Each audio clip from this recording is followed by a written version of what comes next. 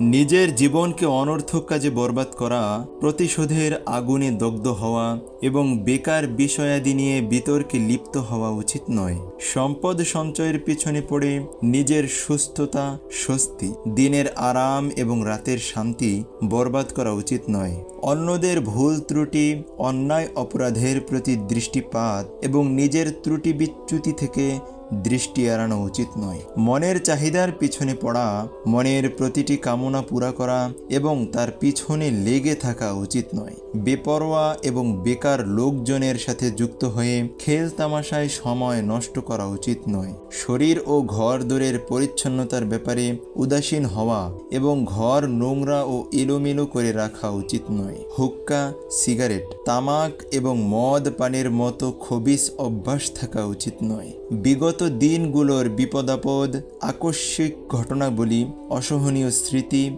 এবং ভুল ত্রুটি স্মরণ করা এবং সেগুলোর মধ্যে মগ্ন থাকা উচিত নয়। আখিরাতের জবাবদিহি এবং তার প্রস্তুতি থেকে গাফলাত এবং হিসাব কিতাবের ব্যাপারে অমনোযোগী হওয়া উচিত নয়। হারাম কাজে সম্পদ ব্যয়, অপচয় এবং ইবাদত বন্দিগির ক্ষেত্রে অলসতা উচিত নয়।